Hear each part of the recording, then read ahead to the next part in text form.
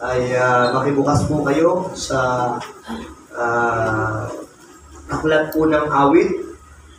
And awit 121 verse 1 hanggang 8, babasahin natin. Babasahin din natin yung John chapter 4 verse 35. At sa kauna-unahang pagkakataon ay gusto kong takbuhin yung teksto natin, Luke chapter 21 verse 28. Amen. Basahin natin ito sapagat napakalaga ng mga talatang ito ngayong gabi sa akin pong pag-uusap. Unahin natin yung awit 121 verse 1 hanggang 8. Amen. At magsabi po kayo ng amen. Ako susunod na babasahin natin yung bali dalawang talata pa. Amen. So dito sa awit 121 verse 1 hanggang 8 ay may nakasulat na ganito. Ititingin ko ang aking mga mata sa mga bundok. Saan baga manggagaling ang aking saklulo? Ang saklulo sa akin ay nanggagaling sa Panginoon na gumawa ng langit at lupa. Hindi niya titiising ang paamoy makilos. Siyang nag-iingat sa iyo ay hindi iidlip. Verse 4, narito, siyang nag-iingat ng Israel, hindi iidlip ni matutulog man. Verse 5, ang Panginoon ay tagapag-ingat sa iyo. Ang Panginoon ay lilimo sa iyong kanan. Hindi ka sasaktan ng araw sa araw, ni ng buwan man sa gabi. 7, iingatan ka ng Panginoon sa lahat ng kasamaan. Kanyang iingatan ang iyong kaluluwa. Iingatan ng Panginoon ang iyong paglabas at ang iyong pagpasok mula sa panahong ito at sa magpakailanman. And yan po yung sabi ng awit 121 verse 1 hanggang 8. Sa John chapter 4 verse 35, ganito po nakasulat. Sa naman ninyo, sa Bagong Tipan, John chapter 4 verse 35. And sabi rito, hindi baga sinasabi ninyo, may 4 na buwan pa, at saka darating ang pag-aani. Narito, sa inyo'y aking sinasabi, itanaw ninyo ang inyong mga mata at inyong tingnan ang mga bukid na mapuputi na upang anihin. Amen. Sa pangatlong verse natin babasahin, Luke chapter 21 verse 28. May nakasulat pong ganito. Kung kayo mag-alala, tandaan nyo na po yan kasi yan din ang gagamitin natin sa paghihimay ngayong gabi sa pangaral na ito. Luke chapter 21 verse 28. Sabi rito, datapat kung magpasimulang mangyari ang mga bagay na ito, ay magsitingin kayo at itaas ninyo ang inyong mga ulo sapagkat malapit na ang pagkatubos ninyo. Sandali po tayong manalangin ngayong gabi bago tayo magpatuloy. Banal na Diyos sa langit, maraming salamat sa pagkakataong ito. Nakasama kong muli ang aking mga kapatid sa pag-aaral at pakikinig sa iyo pong mga salita. Aking dalangin na mula sa mga talatang ito at pangangaral na aming mapapakinggan ay makatanggap kami ng kalakasan, ng mga katotohanan, ng mga pagtuturo na aming kailangan, Panginoon. Paalalahanan mo kami, Panginoon, sa mga bagay na dapat ay nananatili sa aming pong mga isipan at sa aming mga puso, Panginoon. Tulungan mo kami, Panginoon, ngayong gabi sa pag-aaral na ito. Ganun din ang mga nakakapakinig sa online, sa live na ito, Panginoon. Sila'y nakakapanood. Pagpalain mo sila, Panginoon. O Diyos, tulungan mo po ako sa pagsalita ngayong gabi na aking pong maihayag kung ano ang kalooban mo. Maging silbing biyaya sa bawat isa ang mga pangaral na ito. Tulungan mo ako sa iyong kapurihan sa pangalan ni Jesus. Amen. Palapakan po natin ng malakas ang ating Panginoon. Sa tatlong teksto na ito na ating binasa, mga kapatid, ay mapapasin po natin dito yung salitang ititingin ko ang aking mga mata. Sabi ron sa aklat ng awit. No? Sadya naman sa aklat ng Juan, itanaw ninyo ang inyong mga mata. At sa aklat ng Lucas na ating binasa, ay nandun yung word na, o yung salitang, magsitingin kayo. Kung ating uunawain mabuti, mga kapatid, hindi lang nito tinutukoy ang ating mga literal na paningin, kundi ito po ay merong mga spiritual na katotohanan na nais ipaabot sa atin. Amen? Kaya ako po'y mga ngaral ngayong gabi sa paksang lift up your eyes. Amen? Hallelujah. Itanaw natin ang ating mga mata. So lahat po tayo ay dumarating sa mga panahon ng mga gipit at mahihirap na sitwasyon. At sa katotohanan, kung papansinin nyo talaga ang panahon ngayon, ay talaga namang pahirap na pahirap. Amen? Hallelujah! Pahirap ang kalagayan, ang kapaligiran, ang panahon, ang mga tao. Pasama ng pasama ang panahon sa madaling salita. Amen? Hallelujah! Ang mga tao ay napakadali ng magsinungaling. No? Ang mga tao ay may initin ang ulo. Amen? Hallelujah! Kanina lang, nakarinig ako ng balita. Nakiusap lang na huwag maingay sapagkat mga puyat, ang mga tao, pinagbantaan agad. Amen? Sakupala ka lang. Grabe, no? Nagsabi lang ng gano'n. Iba talagang panahon ngayon. Pasama ng pasama. No? Yung sa nating kapatiran, yung anak niya, pinagbantaan. Para lang nakiusap na huwag maingay dahil lahat ay puyat. Dahil mga call center ang trabaho. Pero, grabe, astig. Panahon ngayon, pasama ng pasama. Kung napanood nyo, yung isang security guard ba yun? Sinagasaan. Deputy ba yun? Traffic enforcer. Sinagasaan, pinalikan pa. Grabe ang panahon ngayon, ano? Sobrang pasama ng pasama ang panahon. Sabi naman talaga ng Biblia tayo nasa uling panahon ang panahon ay pasama ng pasama. Hallelujah. Lahat din po tayo dumarating sa mga panahon na hindi mabuti sa ating pakiramdam. Amen? Hallelujah. At una din ang itinestemo ni Mr. Lino, mga gipit na sitwasyon, mga mahihirap na panahon, dumarating talaga ito. Amen? Hallelujah. Trials and troubles ay dumarating. Sickness and suffering at mga kagipitan ay pilit na pumapasok sa mga tahanan. Tama po ba ako, mga kapatid? Kahit ayaw mo, pero nagpipilit sila pumasok. Ba't kaya ganun? Ayaw mo naman. Pero nagpipilit pumasok. Nandyan din yung patuloy na paghirap ng ating economic conditions na talagang nakaka-discourage. Amen? Kahit na marami ang nagsabing pahalwanin ang Pilipinas. At sa katotohanan, apektado pati ang mga simbahan. Amen? Hallelujah. Church attendance has declined. Kasama sa paghirap ng panahon, na pati yung mga mananamba, marami ay may mga nagbabaliwala na. Amen? Marami ay ayaw nang sumamba. Hindi na dumadalo. Amen? Kaya nga mga kapatid, sa katotohanan kapag dito mo itutuon ang iyong paningin, maaari ka nito mapanghinain. Tama? Amen? So what can we do? Amen? Para sa mahirap na mga panahong ito. Anong dapat nating gawin sa maganit at mahirap na panahong ito? Amen. Ito yung ating pag-uusapan. Kaya number 1, amen, dito sa awit 121, amen, nandito yung pagtuturo. Amen. Sa awit 121, verse 1, ganito. Ito yung dapat nating gawin. Amen.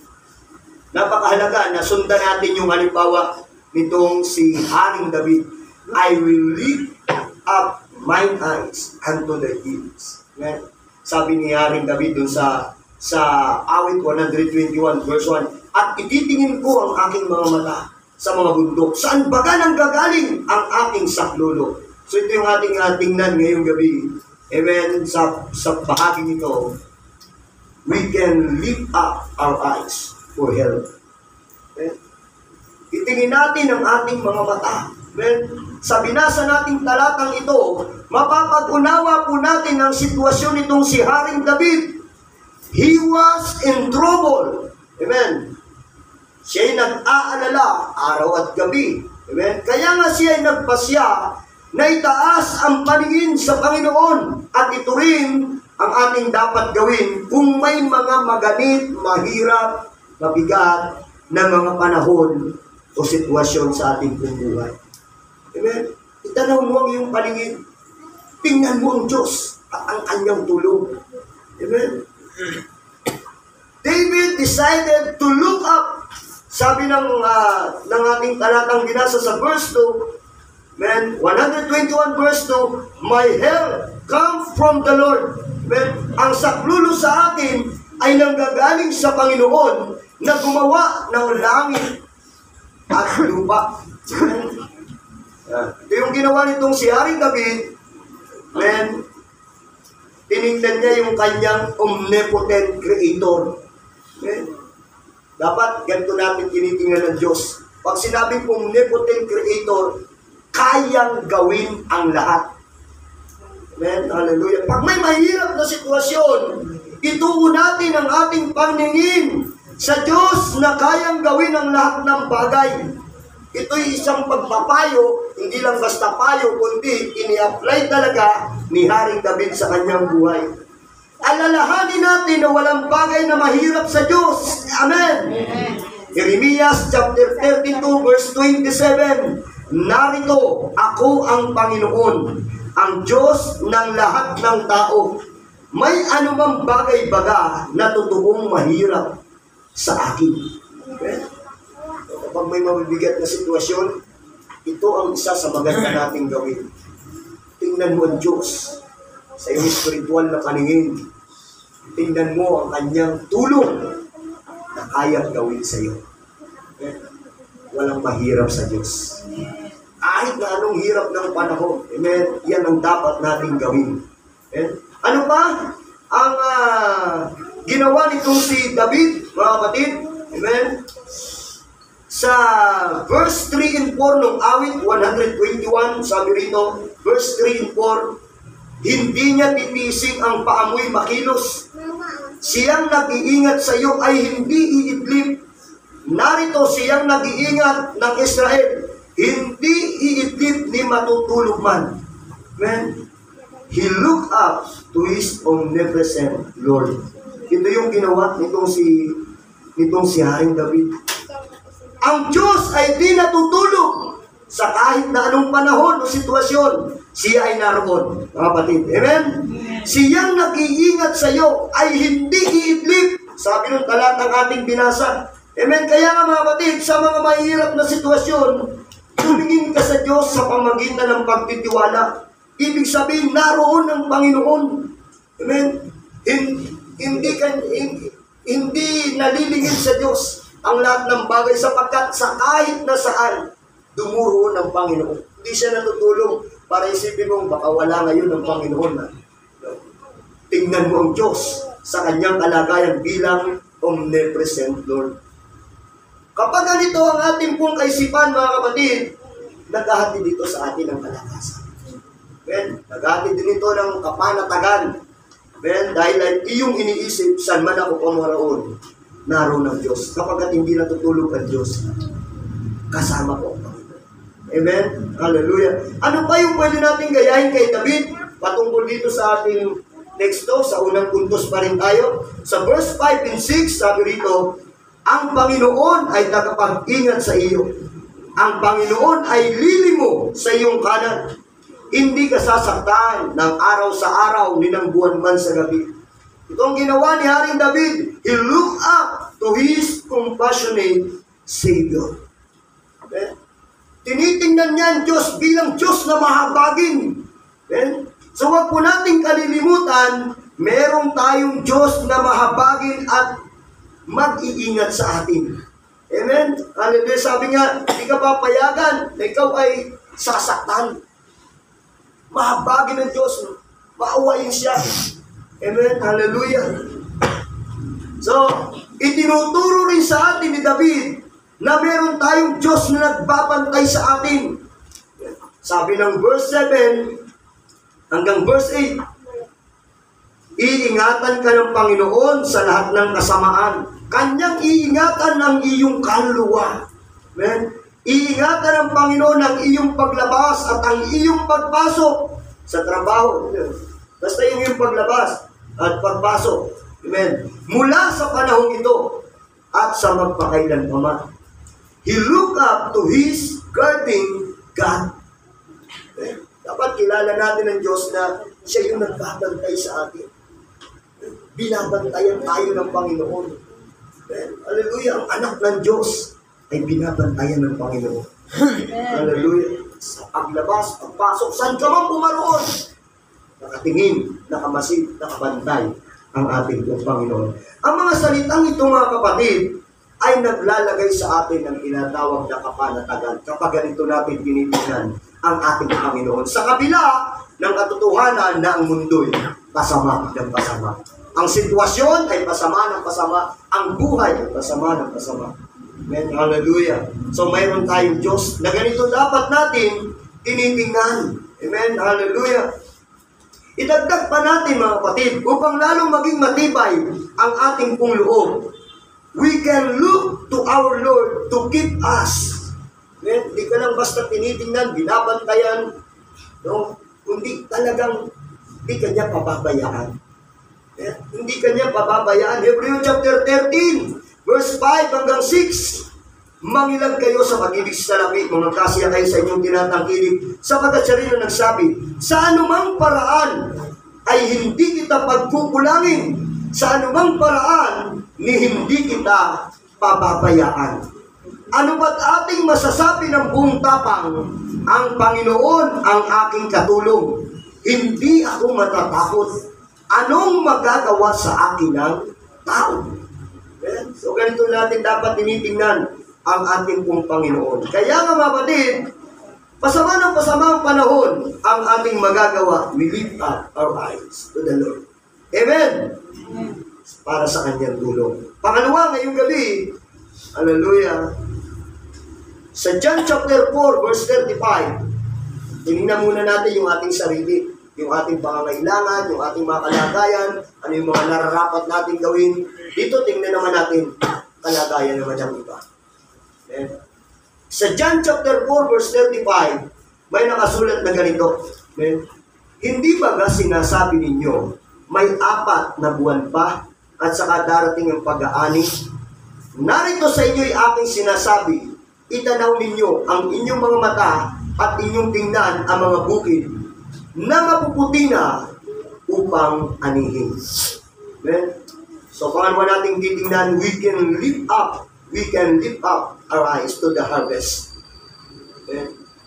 So, mga kapatid, sa Panginoon, yung una, tanaw natin ang paningin natin sa Diyos para makita natin ang kahit na pasama ng masama ang panahon, nakakaranas man tayo ng di mabuti sa ating pong mga personal na buhay, meron tayong Diyos na pwede nating pagtiwalaan at hingan ng tulong. Pangalawa, dito naman, hinihimok naman tayo, sinasabihan tayo ng Panginoon upang atin namang alalahanin ang kalagayan ng iba. Hallelujah. Ang panahon ay pasama ng pasama. Imulat natin ang ating mga mata at itanaw ang ating paningin sa upang ating makita, mga kapatid, ang mga taong naliligaw at mapapahamak ang kaluluwa doon sa impyerno. Amen? Dito naman natin gamitin yung ating spiritual na paningin. Ang ating mga problema ay maliit lamang kumpara sa kahinat na ng mga taong ang buhay ay hiwalay sa Diyos. Gano'ng kalaking problema mo? Pansarili mong problema? Ang liit lang yan kumpara sa problema ng mga taong patungo sa kapahamakan o patungong impyerno. Amen? Hallelujah. Hindi ang pwedeng ikumpara. Hindi sapat para ikumpara.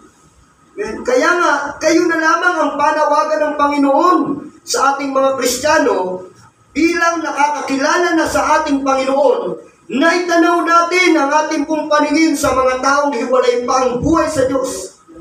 Sila'y bahagi ng anihin na dapat nating abutin. Salamat sa mga nagpa-follow up. Salamat sa mga umaayo. Salamat sa mga nagtitestimony. Salamat sa mga nagpapahalaga sa kaluluwa ng mga tao kahit hindi natin sila kaano-ano o kakilala. Salamat mga kapatid. Hallelujah. Itunod na lang natin yung ating paningin doon sa mga anihin.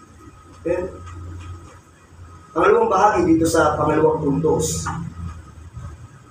Let's look to the harvest, not to our hearts. Bigyan natin ng pansin ang mga taong dapat nating inaakay sa Panginoon sa halip na lagi na lang nating tingnan ay ang ating mga hirap at sakit. Huwag mo na lang laging tingnan yung iyong sakit sa buhay. Totoo naman, it's hurt talaga, Pastor. Ang aking mga nararanasan. Huwag ka na lang dyan tungon. Amen. Ituon mo ang iyong paningin doon sa mga anihin. Amen. Kapag ginawa natin ito, mga kapatid, hallelujah, hindi lang natin alam na may mga problema tayo na nabibigyan din ng kalutasan. Habang inaalala mong kapakanan ng iba, habang nagbibigay ka ng panahon para sa mga taong patungo sa kapahamakan, yung buhay mo, nasabi ni Pastor Jonathan, kung minsan ang sarili mo hindi mo na naiintindi, mayroon Diyos na gumagawa para sa iyo. Amen, mga kapatid? Hallelujah! May problema tayo na nabibigyan din ng kalutasan. Habang gumagawa ka sa kalooban ng Diyos, ang Diyos ay meron ding mga ginagawa sa buhay mo. Amen. Meron po yung tinatawag na spiritual dynamic. Mga kapatid, hindi lang natin nakikita, pero habang gumagawa ka sa kalooban ng Panginoon, habang inaabot mo yung mga tao, sa kabila na ikaw ay may sarili ding problema, pangangailangan, mayroong ginagawa ang Diyos para sa iyo. Amen, hallelujah. Sa katotohanan, sa kabila na tayo mismo, mga kapatid, ay meron ding mga sariling mga problema, ay inaabot pa rin natin yung mga tao at inaakay palapit sa Panginoon. Ito'y nagdadala ng kagalakan sa ating mga puso. Okay? Ano pakiramdam nyo kanina doon sa mga humayo, doon sa mga nagpalo? Ano pakiramdam nyo? Di ba ka? Meron kayong naramdaman? Mayroong biyaya, mayroong nangyayari, may ginagamot, mayroong problema sinusol sa ating mga buhay. Unang-una na yung pansarili natin, yung damdamin natin, yung problem natin sa ating po mga emosyon. Diba, napapalitan ng kagalakan. Hindi lang yun, maraming pwedeng gawin ng Diyos. Mga kapatid, sapagat meron nga yung tinatawag na spiritual dynamic. Amen, hallelujah. So, sa ating personal, kagalakan sa ating puso. Sabi sa awit, aklat ng awit 126, verse 5 hanggang 6. Aklat ng awit 126, verse 5 hanggang 6. Ganito po nakasulat. Amen. Sila na nagsisipag-hasik na may luha. Ibig sabihin niyan, may sariling problema. May luha din sila eh. May sarili din silang problema, pero ang ginagawa nila, umabot ng mga tao. Umabot pa rin. Mag-isip pa rin sa kapakanan ng iba na kahit hindi nila kano-ano. Tuloy natin ang basa. Sabi rito, sila na nagsisipag-hasik na may luha ay magsisipag-aning na may kagalakan. Siyang lumalabas at umiiyak na nagdadala ng binhing itatanim. Siya'y di sasalang babalik na may kagalakan na dala ang kaniyang mga tangkas. Amen? So, napakaganda ng salita ng ating Panginoon. Katotohanan niya na ikaw na mayroong mga sari-sari, tayong may kanya-kanyang sari-sariling gampanin, may mga problema, pero inaalala mo pa rin ang kapakanan ng ibang mga tao, ng mga taong wala pa sa Panginoon, naliligaw patungong impyerno, nagbibigay ka ng panahon sa kanila. Ang sabi ng salita ng Diyos, babalik ka na may kagalakan kapag sila iyong inaalala. Amen? May ginagawa ang Diyos sa ating pong mga buhay. Amen? Hallelujah! Kaya nga, ito ang payo ni Haring David. Itong payo ng ating Panginoon sa kanyang sulat sa ating tekstong binasa, let's look to the harvest, not to our hearts. Huwag yung ating mga sakit lang ang ating tingnan. Saan pa natin dapat na ituon ang ating paningin, mga kapatid? Amen? Pangatlo, ngayong gabi. Amen? Sa panahong ito, napasama ng pasama ang panahon. Amen? Hindi natin maunawaan ang nangyayari. We can lift up our eyes for His coming. Amen? Yan yung sinasabi rito sa Luke chapter 21 verse 28. Amen? Ang sabi rito, datapwat kung magpasimulang mangyayari ang mga bagay na ito, ay magsitingin kayo at itaas ninyo ang inyong mga ulo sapagkat malapit na ang pagkatubos ninyo. So, masdan natin, malapit na ang pagdating ng ating Panginoon. Huwag mong aalisin dito ang iyong spiritual na paningin sapagkat walang nakakalam kung kailan babalik si Jesus. Nararapat lamang na lagi kang nakatingin sa mangyayaring ito. Nagbabantay ka. Tinitingnan mo, iniisip, baka biglang tumating ang Panginoon. O kung ikaw man ay nasa lugar ng paghihirap o kabigatian, problema sa piling ng iyong buhay, isipin mo pa rin, malapit nang bumalik ang Panginoon. Darating na si Lord. Amen? Hallelujah! Napakahalaga nito, mga kapatid. Sabi nga dito sa Luke chapter 21 verse 25 hanggang 26. Baba nyo lang yung basa. Amen? Sabi rito, at magkakaroon ng mga tanda sa araw at buwan at mga bituin, at sa lupa'y magkakaroon ng kasalakan sa mga bansa na matitilihan dahil sa ugong ng dagat at mga daluyong. Verse 26, magsisipang lupaypay ang mga tao dahil sa takot at dahil sa paghintay ng mga bagay na darating sa ibabaw ng sanlibutan, sapagkat mangangatal ang mga kapangyarihan sa mga langit. Amen? So yan dalawang talatang yan, kapatid, ay naghahayag ng masamang kalagayan ng panahon na ito rin ay nagahayag ng nalalapit na pagbabalik ng ating pong Panginoon. Amen? Kaya doon natin ang ating paningin sa malapit ng pagdating ng ating Panginoon. Amen? Una, pag ginawa mo yan, mababantayan mo ang sarili mo. Mababantayan mo ang sarili mo. Iingatan mo yung sarili mo eh. Kasi baka biglang isipin mo lagi, baka biglang bumalik si Lord, ganito ang kalagayan. Kung ikaw ay patumpik-tumpik, pahina-hina kang Kristiyano, pawala-wala kang Kristiyano, kung ano-anong pinagagagawa mo, nahiwalay sa kalooban ng Panginoon, walang koneksyon sa kalooban ng Diyos, baka bumalik si Lord, baka dumating na si Lord, paano ako? Kaya may pakinabang ang pagtingin sa pagbabalik ng ating Panginoon. Sa kapakanan ng iba, mayroong kapakinabangan ito. Pero inaalala natin ng ibang mga tao, baka bumalik na si Lord. Kawawa ang mga taong ito na hindi pa nakakilala sa ating pong Panginoon. Amen? Hallelujah! So, hayag ang mga palatandaan. Itong aklat ng Lukas nating binasa, 2 talata lamang, mga kapatid, naghahayag ng masamang panahon, naghahayag ng nalalapit na pagbabalik ng ating pong Panginoon. Merong mga tinatawag na trouble in nature. No? Yung po yung mga nangyayaring kalamidad, bagyo, lindol, kapahayagan niya ng pagbabalik na ng ating Panginoon. Nang malapit ng pagbabalik ng ating Panginoon. At meron ding tinatawag na trouble in nations. Trouble in nations. Well, yung pandemya, salot, kahirapan, kagutom, digmaan ng mga bansa sa bansa. Kapahayagan niya. Malapit na talaga bumalik ang Panginoon. Amen? Hallelujah! Subalit merong magandang balita sa mga mananampalataya ng Panginoon. Kaya manatili tayong mananampalataya. Merong magandang balita sa mga mananampalataya ng Panginoon. In a darkness day, God will make a way. Kahit na ganito pa ang takbo ng panahon, Wala nang pag-ayos, wala nang paganda dahil yan naman talaga ang sinulat na ng Biblia. Nakasulat na sa Biblia ang panahon ay pasama ng pasama. Amen? Pero sa kabila ng ganitong sitwasyon, God will make a way. Yan po yung magandang balita para sa mga mananampalataya. Amen? Suffering and troubles are temporary for the Christians. Amen. Amen. Christ will come. Amen. Darating ang Panginoon upang ang mananampalataya ay kunin. Upang ang dakilang kapighatian ay wag na po nating maranasan. Amen. Hallelujah.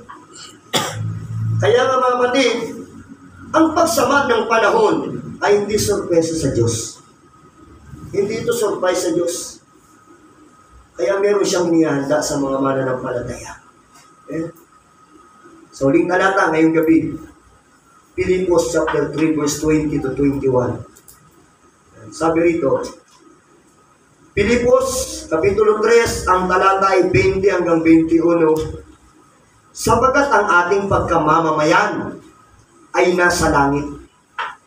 Mula doon ay hinihintay naman natin ang tagapagligtas, ang Panginoong Hesukristo, na siyang magbabago ng katawan ng ating pagkamababa upang maging katulad ng katawan ng kanyang kaluwalhatian ayon sa paggawa na may pagpapasuko niya sa lahat ng mga bagay sa kanya. Amen? Hallelujah. So mga kapatid, ipinapaalala nito, mga talatang ito, yes, totoo talaga ang mundo. Kasama ng kasama. Pero dapat mong maunawaan, titingin mo ang iyong kalalagayan. Ang iyong magandang kalagayan lagi mong tingnan. Bilang mananampalataya. Then, ang iyong pagkamamamayan ay doon sa langit. Hindi dito sa lupa. Kasi dito sa lupa, wala nang paganda. Wala nang pagbuti. Salamat na lang sa mga Kristiyano. Patuloy tayo nakakita ng kabutihan ng Diyos. Pero sa katotohanan ng mundo'y pasama ng pasama. Kaya huwag mong kalilimutan, hindi dito ang iyong pagkamamamayan. Doon talaga sa langit. Kinihahanda ng Panginoon pagbabalik ni Lord. Sabi nga rito sa ating uling talatang binasa, papalitan niya ang ating katawan. Katawan na katulad ng katawan ni Jesucristo nang siya'y muling mabuhay. Katawang panglangit. Amen, mga kapatid? Hallelujah! Kaya nga mga kapatid, maging tama palagi ang paggamit natin ng ating mga pananaw at espiritual na paningin. Amen? Saan ka tumitingin? Saan mo inilalagay ang iyong focus? Saan mo itinutuon? Sa mga bagay ba ng Diyos? Amen? Kapatid ko sa Panginoon, maging tama palagi ang paggamit natin ng ating mga pananaw at espiritual na paningin. Palapakan po natin ang ating Panginoon. Ngayong gabi, hallelujah. Hindi po natin ang ating mga ulo habang lumalapit po ang mga manod to. And ihanda ang awiting Father, we declare